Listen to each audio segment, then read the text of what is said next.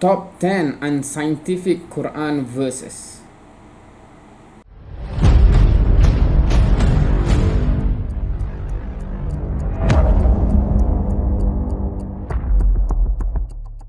Alright, so recently I have posted this video, scientific mistake of the Quran, a Muslim reaction. So one of the comments received is this one by Light Yagami. Try to review this one, right, my brother. This one is more shorter version. Only top 10 were included, I think.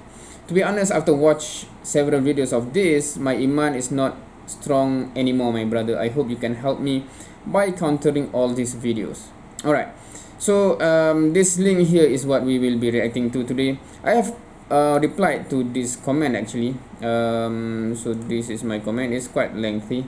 I'll just read it through. This is my initial comment before taking a look at the video. Thank you for the suggestion. I will include it in the queue of videos I will be watching and reacting to, inshallah. So this is the video. By the way, I did not realize that you are a Muslim from your earlier comments. Well, I'm assuming you are a Muslim now as you use the word iman. Anyway, your statement made me remember the ayat or verse that where Allah mentioned about the majority of the ayat in the Quran is muhkamat, ayatul muhkamat, while a number of ayat is mutashabihat, a minority number of ayat, right? But certainly people like to dwell too much on the mutashabihat and so on, right? So there's a verse that Allah mentioned about this thing, and certain people nitpicking this kind of verses to raise certain shubha, etc., etc., right? So his comment made me realize that, or recall that one. I've not yet managed to make a video about how I come to the conclusion that Islam, okay, typo there, but anyway, that Islam is the truth or Quran is from Allah, etc. But it mainly would deal with the clear verses or ayat muhkamat, which should already lead towards the clear conclusion already. To come to conclusion, there are many things that already lead toward the concrete conclusion already, right? So I normally will not dwell first on the ayat mutashabihat because that one require a little bit more understanding of the Arabic language, the classical Arabic language, the context, etc., etc., right? I think if someone want to determine if Quran is from Allah and focus on the mutashabihat verses like this one and that will be discussed in this kind of topics we are discussing right now, it may actually confuse the person because it requires in-depth knowledge about a lot of things, including the classical Arabic language, the context of the verse, or asbabun nuzul, etc. So if anyone would want to find the truth or determine whether Islam is the truth, I doubt I will start with this kind of video. I prefer start with discussion that will lead towards a clear conclusion first. But anyways, thank you for your comment and suggestion. Hopefully I will get to the video soon. So without further ado, we'll go straight into the video. So basically this is the one titled Top 10 Unscientific Quran Verses by this guy here. But anyway, so we'll go straight into the video. Hello everyone, it's time again we talk about the Quran. Last year we examined the book's, let's say, unique perspective on topics like marriage, women's rights, slavery, etc. And the verses we found were quite concerning. However, while that video focused more on the morality of the Quran, this time we'll look at its scientific accuracy. Alright, so in the previous video that I posted, Quran never claimed it want to teach science, right? Hence, the verses is not tailored in that way.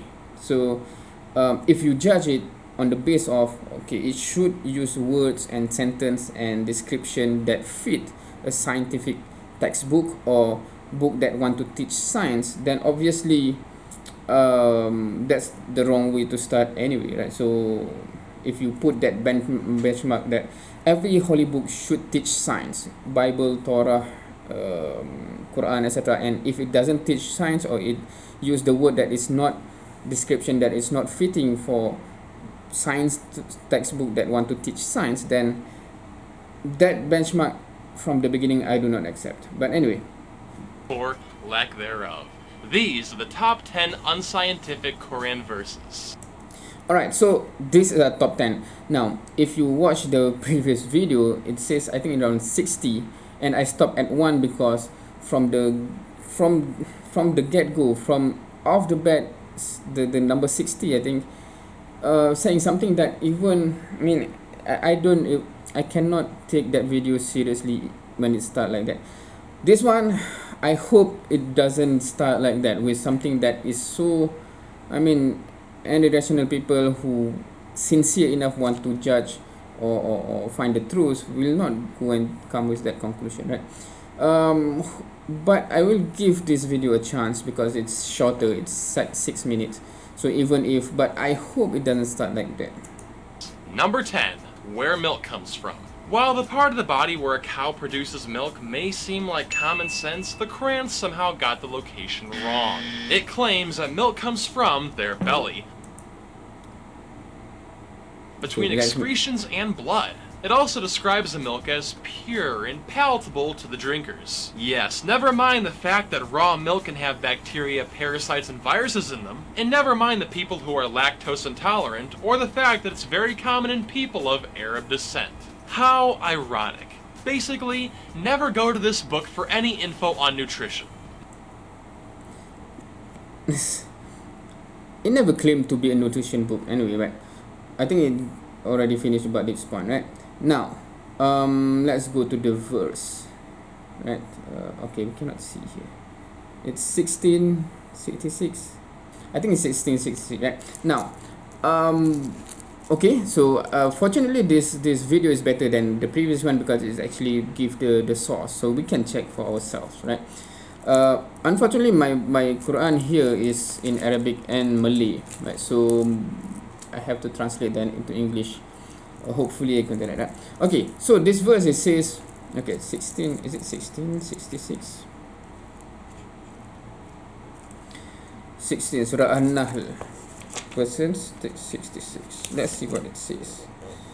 أعوذ بالله من الشيطان الرجيم وإن لكم في الأنعام لعبرة نسقيكم مما في بطونه من بين فرث ودم لبنا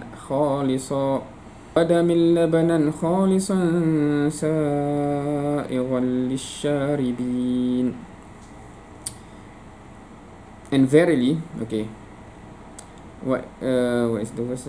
وَإِنَّ لَكُمْ فِي الْأَنْعَامِ الْعِبْرَةِ, and verily, for you, for in with regard to the cattle, you have a lesson to learn. Okay, نسقيكم مما في بطونه من بين فرث ودم لبنا خالصا سائغا للشاربين. Okay, we give you نسقيكم مما في بطونه, from what's in the belly, from of which in the belly, from the excision and blood and pure milk. Okay, excision, because I'm not familiar with some of this word,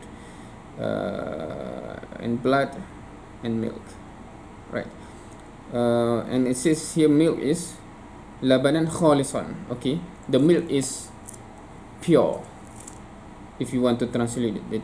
Normally it's khalisan is pure, right? But in this context, okay, palatable to drinkers, sa'igan lisharibin. Now, and then, okay, this is the interesting part. If this verse is to be taken as a textbook verse, then you can make the jump to that, whatever he was talking about. Okay, some people are not lactose tolerant or lactose intolerant, right? So it makes sense. It makes sense that, wait, it's not palatable for all drinkers, right? But that's the thing.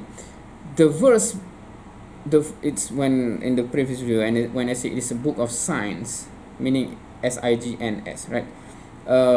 It makes you think of some things, right? And from that thing and pondering, you come to the certain conclusion that the verse wants, right? Now, okay, in the cattle, right? We give you to drink of which in their bellies. Now, that is the context, or from the perspective of the people. What it means is this. Okay, from reading from the context, right? You can see what the cow eats, right? And then it goes to the belly, right? It eats whatever, grass, whatever, and goes to the bellies. But from there comes three different and distinct things. excretion, I think that's poo, right? Blood and pure milk, meaning that's the product of what the input that they have, whatever they eat. It comes into three different byproduct. Is it product or byproduct? One is its own blood, it's for itself. One is pure milk, meaning for its what do you call the son? Not the son, meaning the children of cattle. Sorry for my terrible lack of English vocabulary, right? So basically offspring, right? The cattle's offspring, right? To drink milk, and of course we also take the milk for us. And then there are the the the poo, basically, right? The not needed thing, right? Basically it's processed. You have the three things there, three products. One is for itself, it's the blood. One is or when you say blood, of course it's nutrition, etc., etc. We understood it now as those things, right? But from them perspective, it's those things. They need the blood, they can give the milk to offspring, and to human that takes, and the rest is poo, right? And the one that when you say palatable to drink is the pure milk. When you say pure because the input is the same, but somehow the cow is designed to have the process to create three byproduct that is totally different and pure from each other. Like you don't have the milk contaminated with poo or blood, etc. Right? So that is the context to make people think, yeah, that cow is actually quite a complex creature, right? Because it eat or drink that thing, but it comes three different product. One is for itself, one is beneficial for us, one is just still beneficial, we can use for vegetation or plant, what do you call that, to make the plant grow, etc., right? From food. But anyway, but that's the context, right? And when we say palatable to drink, meaning that because in comparison to blood or poo, it's not palatable, right? So it doesn't mean that Allah God make the statement that this is palatable for all drinkers. It means that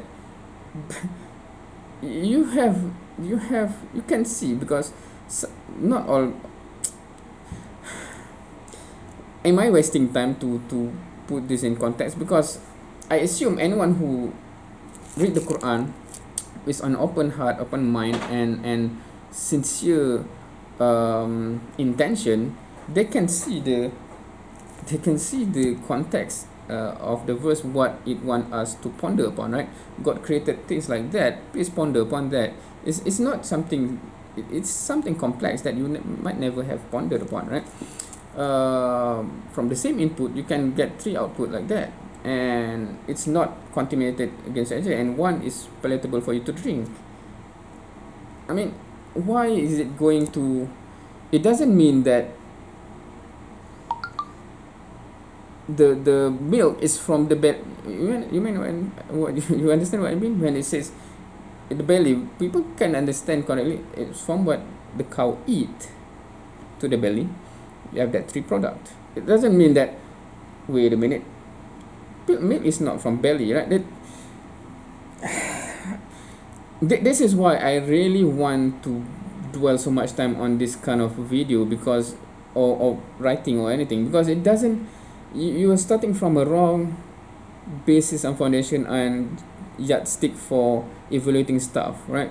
Quran never claimed these verses to be scientific, teaching science in the textbook where you will understand it in a different way. This is for human being, sincere human being, to ponder upon the creation and come to conclusion, subhanallah, Allah is great, God is great. Yeah. But anyway,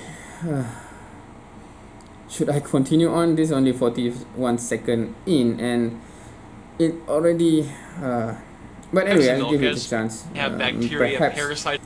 Perhaps it, okay, the thing is, maybe I should go on, because some people actually do not, I'm not sure how people can be like the person says the iman become weak because of something like this. It doesn't make sense, right? And viruses in them, Arab descent, nutrition.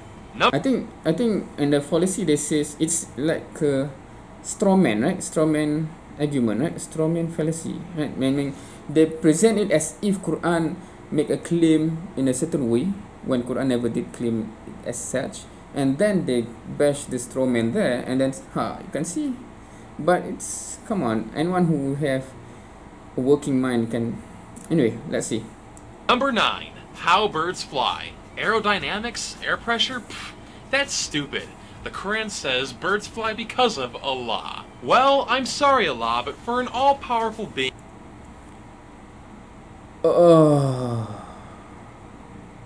Astaghfirullah. Okay. What is this? What? I mean, I understand. Okay, now, if anyone who have a how to say this? I can understand if someone who is an atheist use this kind of argument, I think, because their foundation is anything that can be explained by physical understanding or theory, etc., then it doesn't need God, right?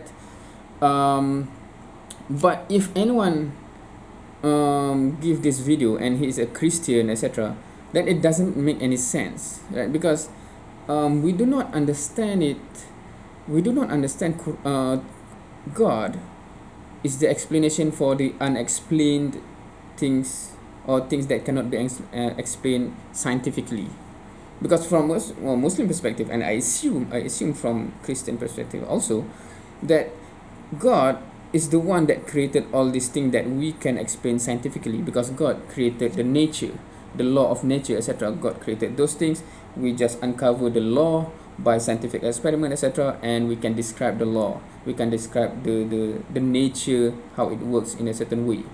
And that doesn't mean that once we can explain, it no longer need God, because God created that thing that we explain in the first place, right? So when we say aerodynamic, etc., all those things are in Muslim we call it sunnatullah, right? And Allah stated in Quran, walan tajida li sunnatillahi tabdila, right? You will not see any changes in this sunnatullah. Hence, at one atmosphere, for example, sunnatullah that Allah has created is water will boil at 100 degrees Celsius, for example. So you know that law, you can apply it, and anyone else do that experiment at one atmosphere, it will be 100 Celsius, right? I'm using Celsius, even though anyone from the US, I think, using Fahrenheit or something, right? But anyway, that's sunnatullah. That's the law of nature that we come to know, right? At this speed of aerofoil, etc., you have certain lift. Those are the law that created by Almighty God, right? And when we uncover it, we can come to know this is sunnatullah, and Allah have created sunnatullah not ever changing, Allah mentioned, right? Meaning that once we know the law, we can apply it, because if it's ever changing, today is 100 degrees Celsius, tomorrow is become 200, etc., right? Then we cannot live, we cannot create anything, even this laptop, etc., because all of this is being built because we know certain law of nature, right? So coming to this, when we say Quran says Allah that makes the bird fly, it and that become unscientific, then the video should go all out. Allah state that Allah created Adam, that's unscientific. Done. Meaning there's some things like that from it doesn't even a point that valid to be discussed, right? So I'm not sure if anyone of any religion will accept this as anything, right? Let's say. But anyway, I think you could do a bit better. Couldn't God have just made the birds self-sufficient? Okay. Come to think of it, I'm not sure if there's any Christian that think that God is only responsible for those miracles, those out of the norm, out of the ordinary. I'm not sure if there's any Christian that believes so, because Meaning, okay, we are self-sufficient in the sense that we can do stuff, we can find things that to eat, etc. Right? Does it mean that God do not create us or do not give the risk, etc.? Right? So the logical argument here doesn't even make sense, right? So God is the one that created the bird to have those things, etc., etc., etc. Hence, God is the one that make them fly. So it's not mutually exclusive between, I don't know, self-sufficient and. Why would an all-powerful creator make animals that can't function on their own? Again, it doesn't make sense. This statement, this assertion is totally straw man. Right? That verse doesn't mean that, okay, I created the bird that is not self-sufficient, so I have to leave them up to fly. Right? It doesn't make that statement. It seems like a very unintelligent design. Number 8. How ships float. Since the writers of the Quran couldn't wrap their heads around how birds can fly, it shouldn't be a shock they didn't know how ships float either. In the book, ships float not due to buoyancy, but because of, you guessed it, Allah. Should I respond to this? Illogical argument made before. It is only logical if you say anything that can be explained is not due to God. If you are having that foundation, then there's no need to discuss about Quran or anything, because there's no God. Simply there's no God, right? Or unless you want to say God is only responsible. If your imagination is like this, God come, okay, the world, etc., is already there, and then okay, I think I can change some things, and then he do some stuff and to make something out of the ordinary, right? But the whole thing, the whole law of universe, etc., being created by God. So this bird, this buoyancy, etc., it doesn't even count to anything about the Quran. So when Allah says Allah is the one responsible for that. Remember, everyone, if you don't know how shit works, just say God did it. DNA, God. The Earth, God.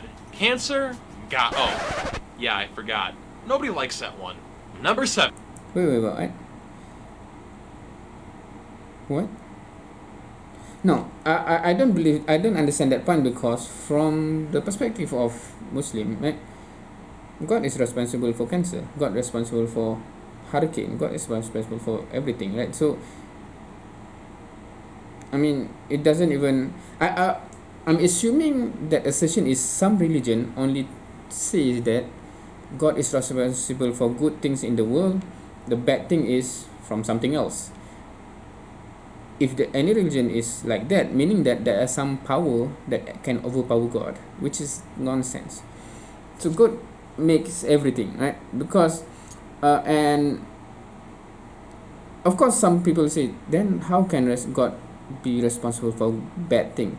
But for Muslim, because the fundamental understanding is this life is a test. This whole thing is created for that test, right? So good thing is a test, right? What do you do with your money, what do you do with your wealth? It's a test. How you respond in adversity, how you respond when you are sick, how you respond with accident, that's also a test. So it's not good or bad. We see it as good or bad because we don't like something, we like something. But in terms of the test, it's just different form of test. It doesn't mean, yeah, so it's not a problem at all, right? For God give to you cancer, that is the test for you. I'm not wishing anyone to be tested that way. I always pray I will not be tested to that extreme, but that is the test for certain people. And if they have patience, then the reward is over the roof, right? Compared to those who are tested a bit less, right? So it is just test and reward. It doesn't, if you see this world as the ultimate, then you see, having less wealth is bad. How can God do this to me? Having sickness is bad. How can God? I mean, that's a totally doesn't have anything to have to do with Islam. So I don't understand what that point is about. But anyway. 7. Bring back the dead. Before the invention of things like the defib, it seems they had a very different method for reviving people. One part of the Quran tells a story of slaughtering a cow. and then using part of that cow's body to bring a man back to life. I don't know, something tells me this doesn't work, but to be sure, let's do an experiment. Allahu Akbar! Number 6.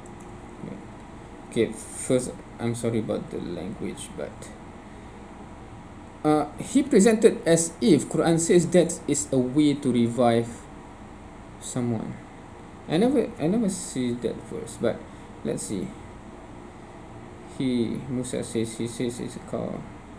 They say, now you have the truth, they slaughter and do nothing. What's the verse? Let's see, is this the... Had a very different method for reviving people. One part of the Quran... 271. 271, let us check. What is this all about? 71, is it? Al-Baqarah 71. أعوذ بالله من الشيطان الرجيم قال إنه يقول إنها بقرة لا ذلول تثير الأرض ولا تسقي الحرث مسلمة لا شية فيها قالوا الآن جئت بالحق فذبحوها وما كادوا يفعلون. Okay, قال إنه يقول إنها بقرة. Okay, so this is a continuation of previous verses about Moses here, right? Talking to the people. إنها بقرة, that is a cow. لا زالون تثير الأرض ولا تسقي الحرث مسلمة لا شية فيها. Okay, as in that one is quite okay. And then قالوا الآن جئت بالحق, and now you have brought the truth. So they slaughtered it. And then what is the problem? Quran tells the story of slaughtering a cow, and then using part of that cow's... Okay, it's 273. Because the 71, it doesn't have anything to do with slaughtering cow for revival. 73. فَقُلْنَا رِبُّهُ بِبَعْضِهَا كَذَلِكَ يُحْيِي اللَّهُ الْمَوْتَى وَيُرِيكُمْ آيَاتِهِ لَعَلَّكُمْ تَعْقِلُونَ. And then we say those things, right? So this is a story about what happened back then. And now, again, if anyone actually have put the foundation that nothing God can do, how to say, God cannot do anything out of the ordinary, that is also counter that previous one, right? It doesn't make sense. First he make the assertion that way, and then now he says that when God says certain things, then he go back to scientific. No, this is not scientific, hence God is... I don't understand. But anyway, stories like this, right? I mean, if you want to say something like this, you can also go pinpoint to the fact that Jesus is being born without a father, and that is not scientific. So things like this is when we say it's a specific miracle, right? So it doesn't even... the verse never actually claimed to be a scientific verse from the beginning. It never says, if you want to revive a person, this is what you do. It never says that. It says about certain way back then, there's a prophet that is specifically being a certain command. This is something like, I think, what is it? Is it Jesus or Moses also that slaughter a bird and then it brought back to life, etc. Right? So it not meant to be taken as a scientific that you can repeat today, but it is a story about how God deal with certain situation, etc. Right? So this is only 2 minutes in from the 6 minutes. I thought 6 minutes is going to be just going through, but so many illogical fallacy that so tiring. Body to bring a man back to life. 6. Dead birds can fly. As if the Quran couldn't get any more bizarre, this book has zombie birds in it too. Allah tells Abraham to take 4 birds and cut their bodies into pieces. Scatter their body parts over mountaintops and then call the birds back. They will swiftly come to him. This is some fucked up torture porn. I mean, this scenario is disturbing enough on its own, but can you imagine being the bird in this situation? Maybe Allah just really hates birds. Either way, this is some next level animal cruelty. Vegans, get on this shit. Okay. Of course, there are some jokes there that I don't get because the way the video maker want to project the image of slaughter the bird, right? In Islam, you have a specific, because we slaughter cow, we slaughter chicken, bird, etc. for food, right? And there's a specific way that you have to do that. You cannot cause them pain, you cannot electrocute them or slap them or whatever causing them pain, because that's cruelty, right? There's a specific way to minimize to the level that they didn't realize any pain before basically they are out, right?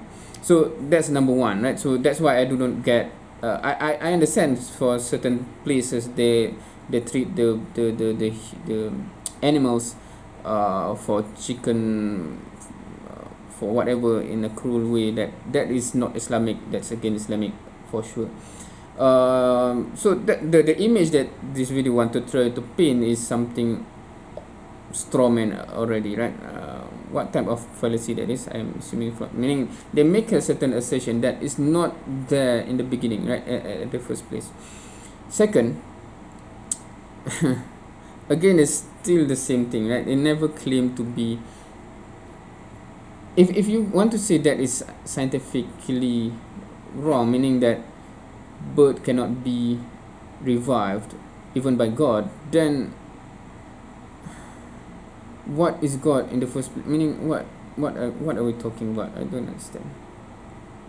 Number 5. The moon emits light. A word of advice to any science majors out there. If you're studying for an exam, this is the last book you want to use. In the Quran, the moon is described as being a light. Not reflected light, but literally a light itself.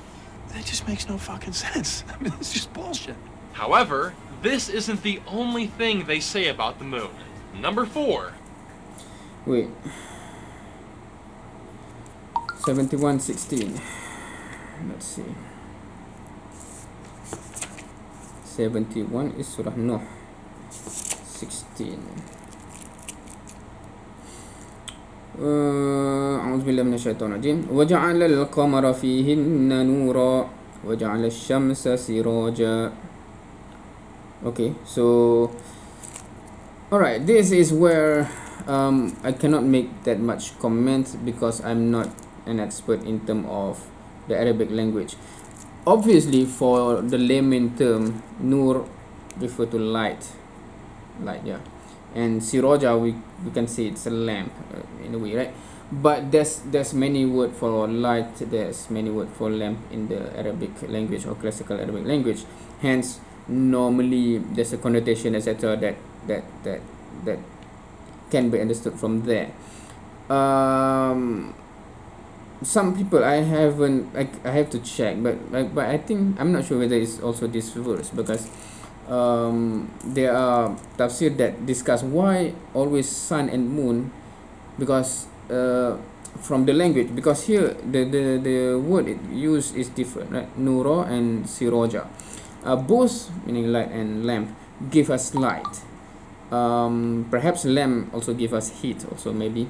So why is the different word being used for sun and moon, right? So there's a discussion, in-depth discussion on the words used in the Quran on that, right? Why not the same word? Because from the perspective of human, maybe both are giving us light. So there's a discussion on that, and some discuss why it is such a miracle on the selection of words, etc. But I'm not an expert in that. So yeah, but again, this is not, meaning, how is this? Because it doesn't claim, again I'm starting from the point that Quran never claimed that all of this verse to be understood as a textbook teaching science, right? So yeah. literally a light. This is two. At the very beginning of chapter 54 in the Quran, it says the moon was amazingly split in two. Why did this happen? Well, according to the Hadith, the people of Mecca requested that Muhammad show them a miracle. So Muhammad was like, okay, there's the moon split in half. Now, if this event actually occurred, you would think there'd be some scientific evidence supporting it, and you would think there'd be tons of documentation from other cultures recounting this event. But there isn't. Now, some Muslims have tried using this picture of a depression on the moon as evidence the moon was split. However, this is actually one of many grooves found on the moon called a rill. This particular rill is called Rima Ariadaeus, and while the moon has a circumference of over 10,000 kilometers, this rill only has a length of about 300, which makes it less than 3% the circumference of the moon. Yeah, not very strong evidence of a split. Not to mention the fact that planets like Mars and Venus also have rills, so did Allah split them in half too? Even a scientist from NASA has said this is bullshit. Number 3. Okay, on that thing on the moon, etc. It's said that some Muslims try to always justify certain things, and when they see some things, they straight away says, this is justified, and then it backfire. I always hate when some Muslim has very so low self-esteem, is it? That they try to, search things to justify certain things. But anyway, yet again, I think for anyone who have a belief in God, from any religion, right? Because is the parting of the sea, is it Moses, right? When the Pharaoh come, I think this is similar between Islam and Christian, for example, right? And then parting of the sea, right? The split of the sea. Is it scientifically logical? Something like that, right? So there are many things like that for anyone who already established that yes, there's a creator there and he's all powerful, he can do anything that he wants.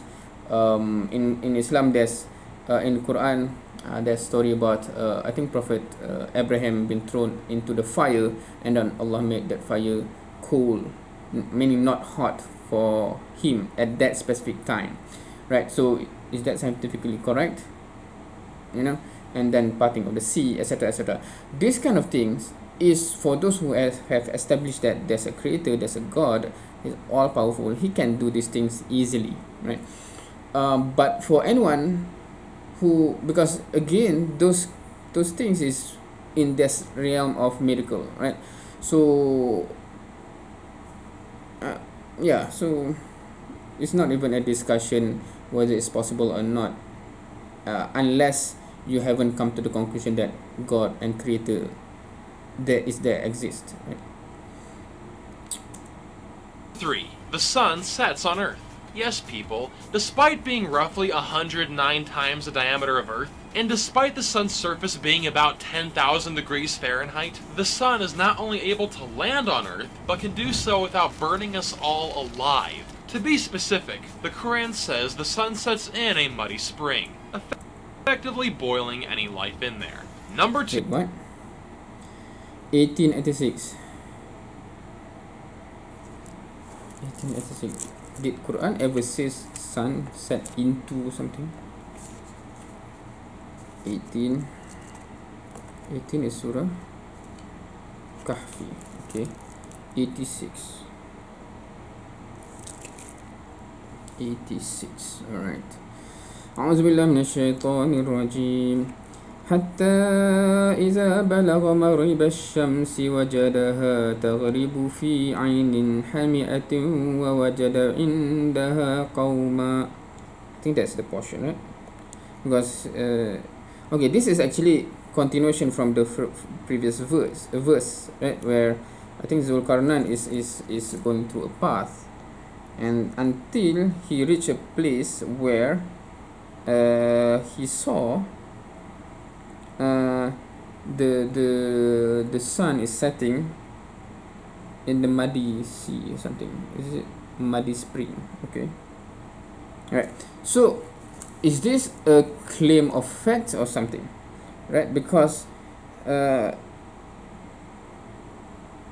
yeah, the keyword here is not because God is not saying, because the way he and he found it setting, he found it, that is, what's the word, is that a correct translation?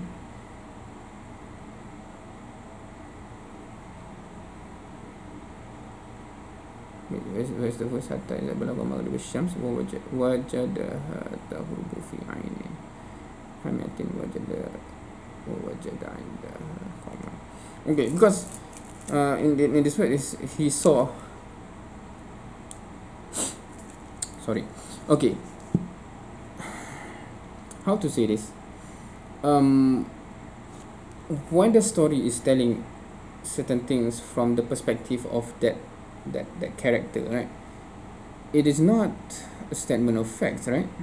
That's how I understand it, right? Because basically when Zulkarnain reached to that place and then he saw that scenery, right, from his perspective, the sun is setting in the what is this, muddy spring, right?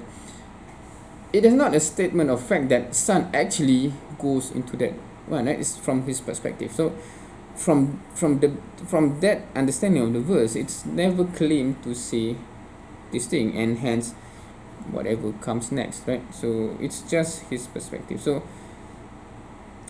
if you want to ask where is the how is the perspective, etc., I do not know, but this kind of judgment on whether it's scientific or not is false from the beginning, because that statement is from that perspective and just telling a story where the perspective is, oh, the sun is setting in that muddy spring. So I'm not sure should I entertain that, but anyway. 2. The shape of the earth. Okay, I want you to guess how the Quran describes the earth. I'll give you a hint. It's not a sphere or a ball. Give up? Alright, it's actually described as being like a carpet, spread out. I guess kinda like one of those city play carpets for children. Come to think of it, a lot of things in the Quran sound like the ignorant but vivid ideas of a child. It's almost like the Quran was written a long time ago, by people with little comprehension of how the world works. Huh. Okay, that, because I think the baseline that he want is Quran have to tell how stuff work. If you want to find that, Quran is not the book to read, right? Because it's is for you to find guidance, right? So, but anyway, going back to the verse, right? It's not a sphere, being like a carpet, spread. Okay, what is this? 71:10 or 19? Is it 71:19? Okay.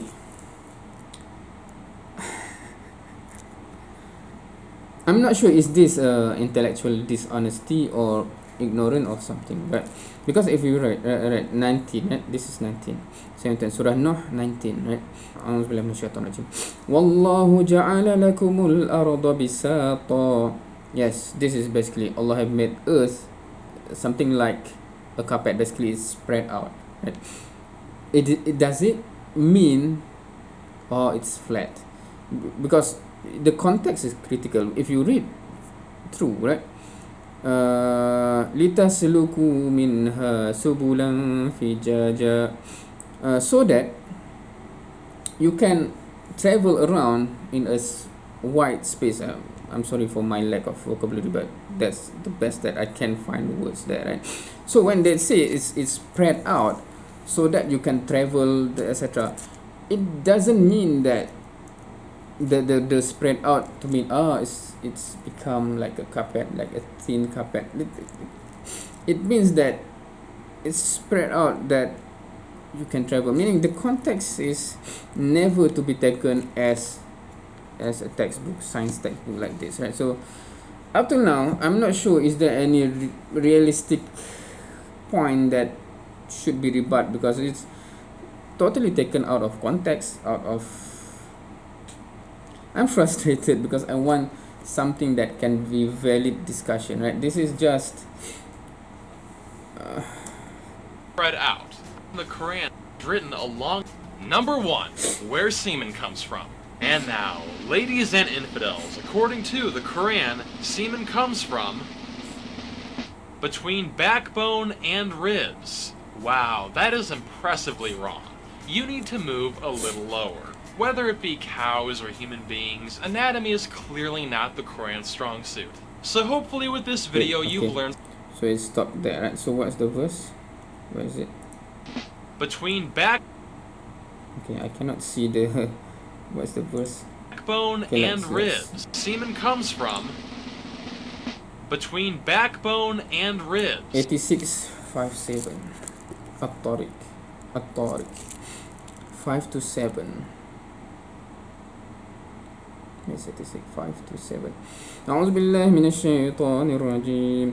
فلينظر الإنسان مما خلق من ماء دافق يخرج من بين الصلب والترائب.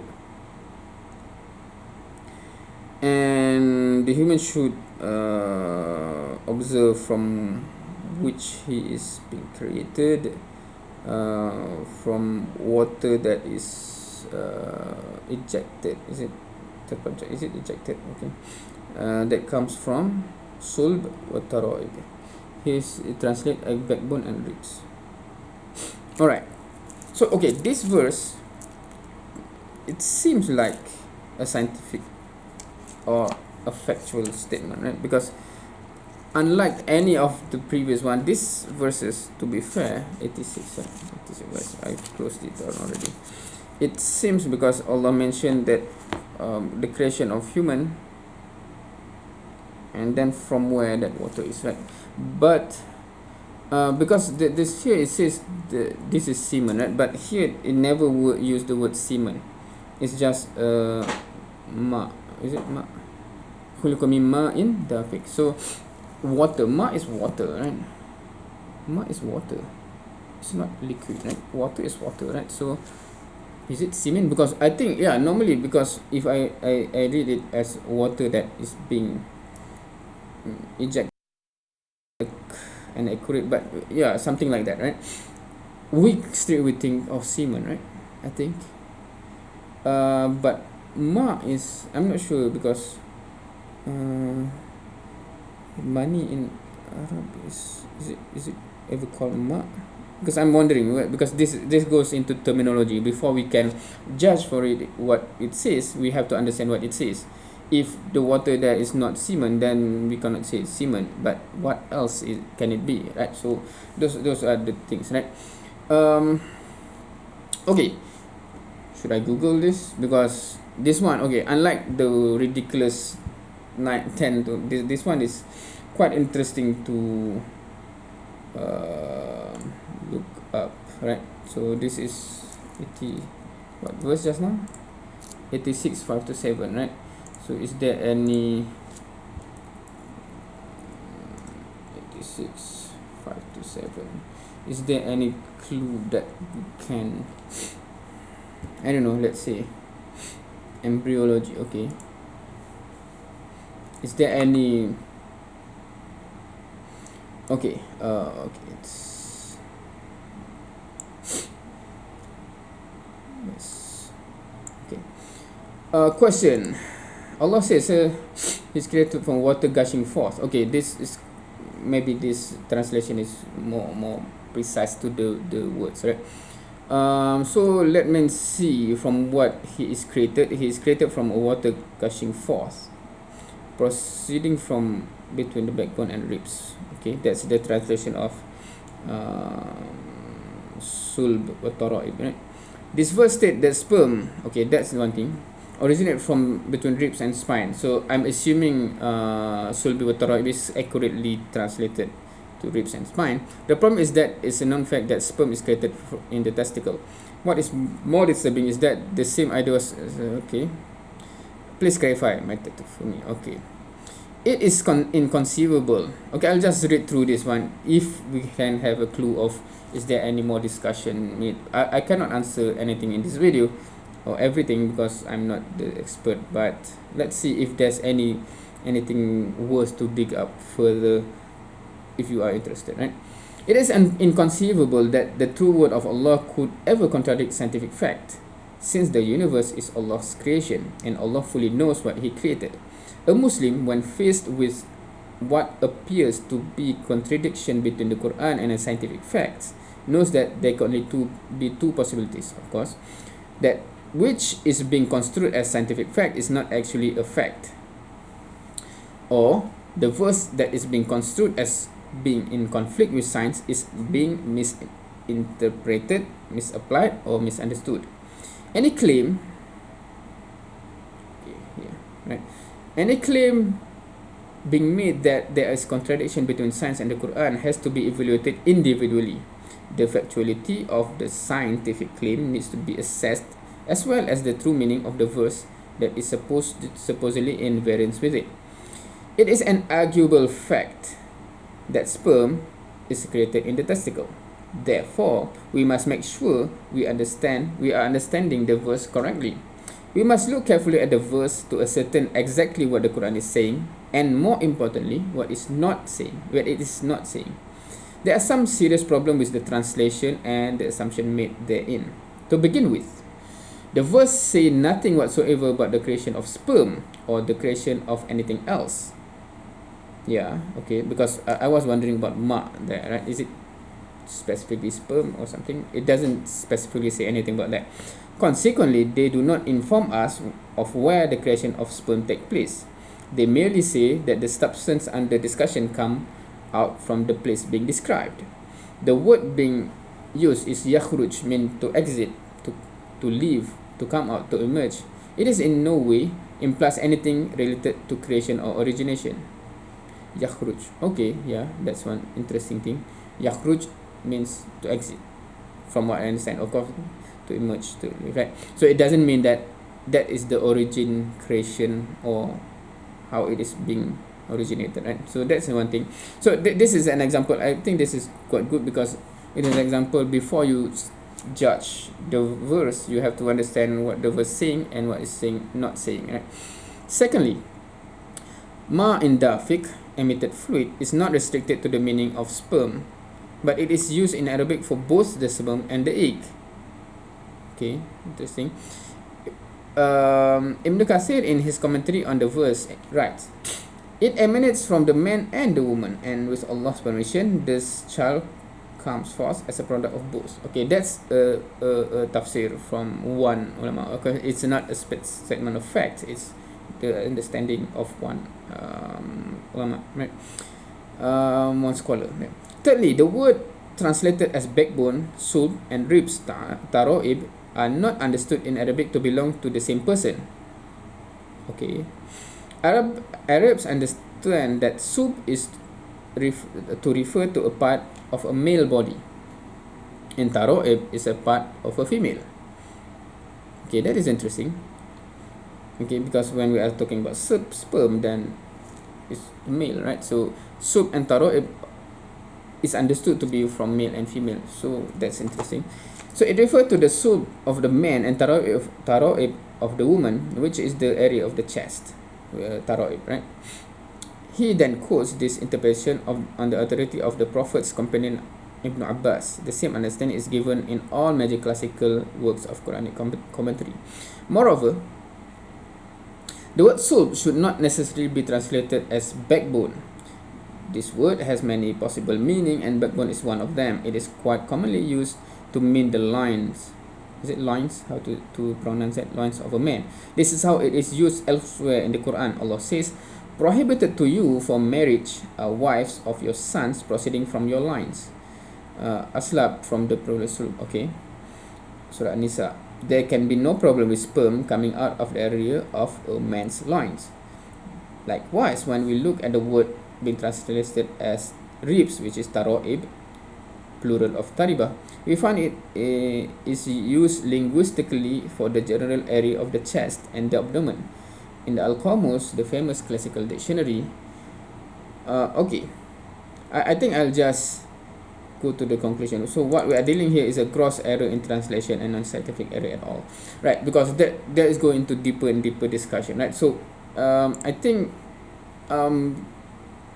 suffice to say that that's where this kind of verse I cannot go in depth into, because I'm not someone in the expert of language, especially when they say taroib, etc., right? So yeah, so I cannot comment on this, but from that reference there, we have to first dig up what it really means, what they try to say, before we can judge anything, right? So for those who still want to jump the gun and still make a conclusion before understanding that one first, the intention can be questioned, right? Wow, that is impressively wrong. You need to move out the Quran. Hey, even if you're a Muslim, maybe you weren't familiar with a few of these verses. The Quran is said to be the word of Allah, and because Allah is apparently perfect in every way, the Quran is therefore perfect as well. But if that were the case, then there should not be verses in this book which we know are empirically wrong. Seeing how the Quran is so blatantly detached from reality, maybe it's not the word of a god. Maybe it's not really perfect. Maybe, just maybe, it's nothing more than a primitive book from a primitive time. Alright, so that's the end of the video. Yeah, so we actually made it. How long was it? Wow, it's quite long, huh? I'm not sure I know how many of you are still here, but this 6-minute original video have become this long to respond to.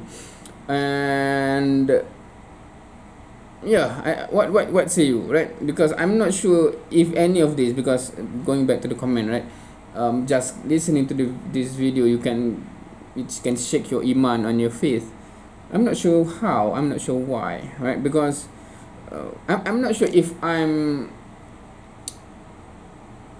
privileged to have learned certain basic Arabic, for example, or etc., that some things that I can straight away say this is a lousy fallacy, meaning I can straight away see, right? But I can understand that many Muslim that have not the same background can be shaken by certain ridiculous claim like this. But yeah, I think I shouldn't prolong this video any further. It is already long as it is. I think only number one is something that you can, if you want to dig up further, but you have to go and see who actually managed to dig up what is the actual meaning and etc of the Arabic word. Otherwise you cannot make any judgment yet. But the rest before that, it's tiring when you have to face such a lousy accusation like that. And then yeah, so that's my comment and my reaction to that.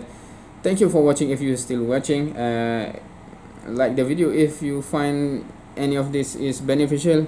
Hopefully some others will be able to see it as well and comment on it, whatever you want to comment. Thank you for watching. See you next time.